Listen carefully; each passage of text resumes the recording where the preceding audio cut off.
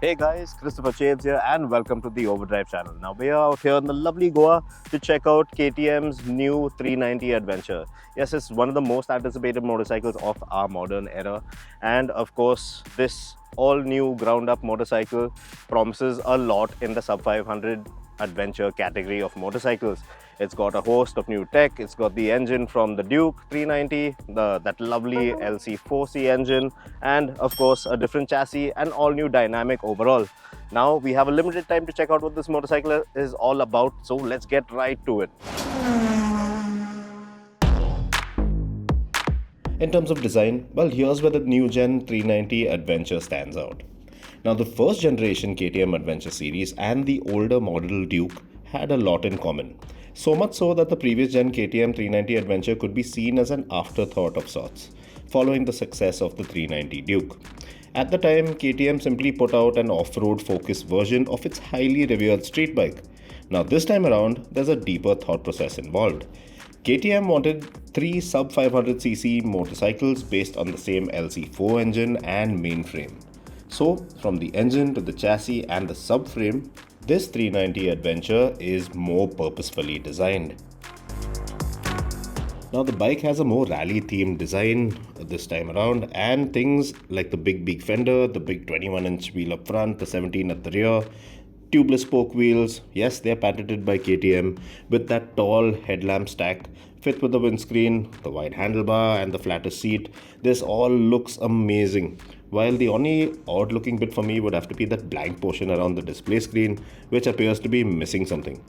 Now, the motorcycle comes equipped with a good amount of riding kit as well, in the form of a slip and assist clutch, the bidirectional quick shifter, which is great, and with a longer subframe, some more feasible proportions. This new generation 390 Adventure is a proper off-road focused machine. Now, what sticks out like a sore thumb for me would have to be that underbelly exhaust, which you would assume tarnishes this bike's water wading capacity. But then again, some videos from KTM tend to prove otherwise. Sadly, we didn't get a chance to test that bit out here in Goa. You get a crisp 5-inch TFT display with a good amount of info on there, and the layout is nice and easy to decipher on the go. There's Bluetooth connectivity with call management, turn-by-turn navigation, and music controls in there as well. And you also get a 3-axis IMU that allows lean-sensitive traction control and ABS. Then you have stuff like cruise control with this model, so there's a healthy amount of electronics on there. And there's the ride-by-wire throttle that gives you 3 ride modes and maps as well. So basically, there's a lot for you to get settled in very nicely with this bike, and the new seating arrangement is quite nice on this motorcycle as well. Now, another cool thing about this KTM 390 Adventure, well, this second generation model, is the fact that the seat height is a lot lower than it was with the first generation model. And that is something that quite a few Indians will really enjoy, because according to KTM, that's the feedback that they got with regard to the first generation 390 Adventure. So, yep, right now, as you can see, really easy, or a lot easier to get on astride the motorcycle. The seat height is rated at around 830 mm. It's around 25 mm lower than before. Thanks to a redesigned airbox, it is 25% larger than before. And yeah, the seat height has reduced. Yes, it's great that the offset monoshock and the redesigned airbox have helped the average Indian feel better once he or she decides to swing a leg over this motorcycle. But it doesn't end just there. Now, also considering the fact that it's a relatively flat seat, even your pillion won't suffer as much like getting on the bike if you're on the shorter side of things. Although this motorcycle has an underbelly exhaust, well, KTM tell us that the wading depth is rated at around 400 mm, which is just above the airbox, somewhere around here in this section. And yeah, so not too bad. They say that they have tested it. They have shut off the engine when the exhaust, the end of it, is completely submerged in water, started the bike again, and it cranked in one go. That's what we're told. Unfortunately, we can't test that theory out. Now, the wheelbase is slightly bigger than before. The first generation model, it's up by around 30 mm. It's around 1470 mm if I'm not mistaken. But yeah, very agile, very nimble out on the road, even out here in slightly rough terrain.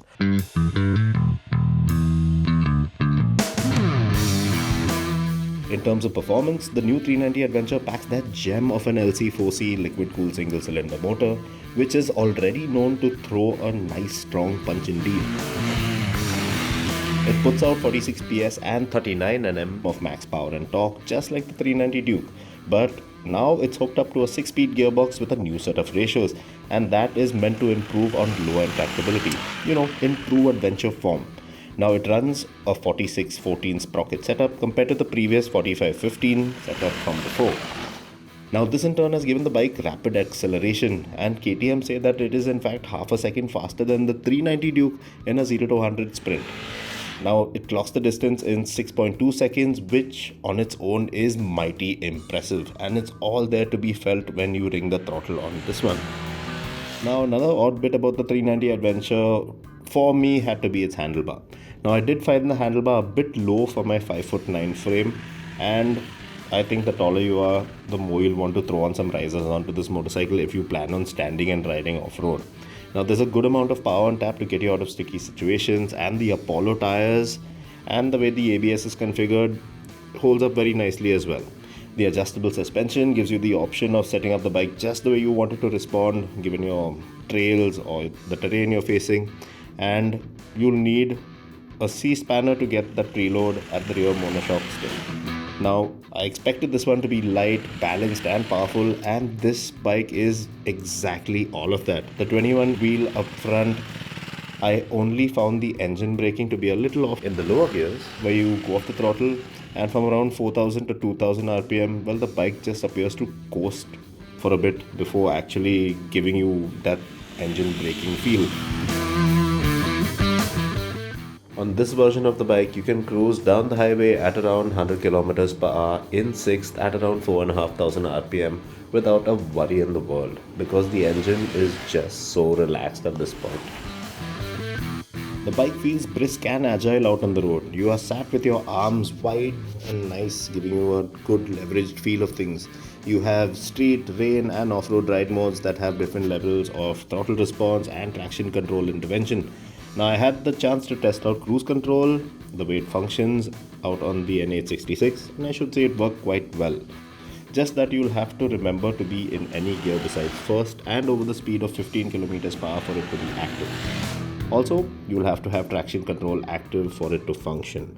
Now it feels like this one has definitely got long distance touring in the bag, but it's when you venture off paved surfaces that this motorcycle really begins to shine. Shift into off-road mode, the preset, and you'll have a complete blast with this motorcycle. Whether you're seated or standing on the 390 Adventure, its narrow midsection allows you to get a good grip of the bike with your lower half. And the positioning of the pegs is neutral, so standing up to tackle tricky terrain feels a lot more natural now. And that is aided by the big wheel up front as well. Now, it was quite humid out here in Goa, and after about 2 hours of experimenting off-road, I did see the coolant hot alert flash up on the screen. So I did the only natural thing that I could think of, which was give it a bit of a breather down the open highway, and it appeared to work. Now, after about 5 minutes, the warning vanished, and well, that was one qualm I had with this bike.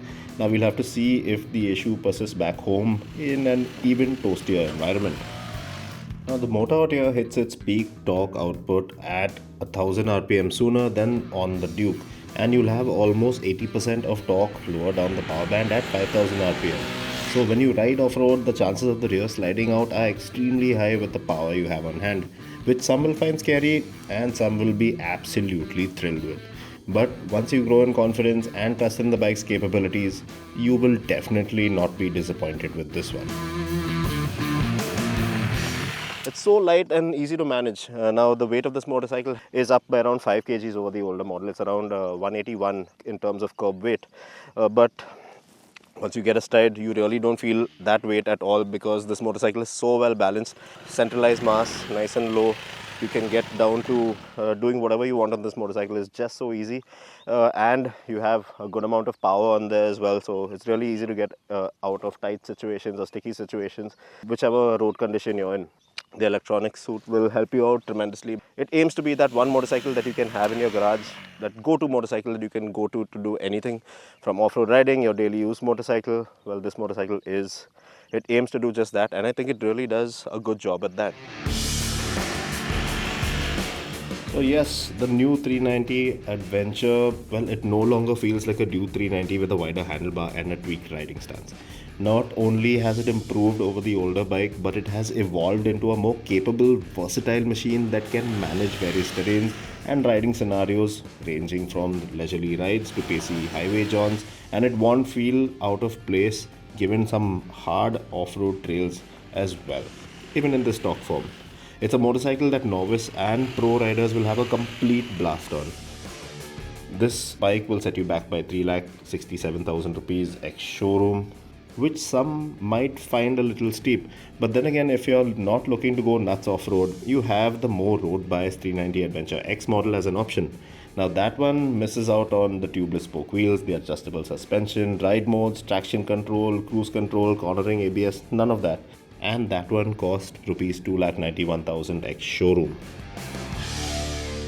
Okay, now to sum things up out here with the second generation 390 Adventure. Now it is exactly what a lot of us imagined when the covers were pulled off this motorcycle towards the end of last year. Yep, it is all of that because it is up on power. It's got a good amount of power now with the new LC4C engine. The new chassis gives it a whole new dynamic in terms of agility. The way the wheels are set up, 21, 17, tubeless tires, spoked wheels, great setup off-road, and not only off-road, but I mean, even if you take this thing touring, it's just so comfortable and easy to ride. In terms of electronics, I wouldn't term it as better, but I'd like to think of it as being a little more accommodating, because even if you're new to the segment of riding or new to the entire off-road or adventurous kind of lifestyle, this motorcycle with the kind of electronics that are on there, switchable traction control, ABS, and the ride modes and everything, it will really help you out and get you used to this motorcycle in a jiffy. It's just so easy to ride and you'll just have a blast. You're not going to get tired of riding this one anytime soon. So the 390 Adventure always aimed to be that go-to motorcycle that could do pretty much everything in your garage, and it fares really well at that, I should say. Because when it comes to touring, riding off-road and slight trails, it's got you covered on all bases. So really good, really fun. And in terms of build, so functionality, form, this thing really has it. If you're in the market looking for that sub 500cc motorcycle that can do it all, the KTM 390 Adventure is definitely one to look out for.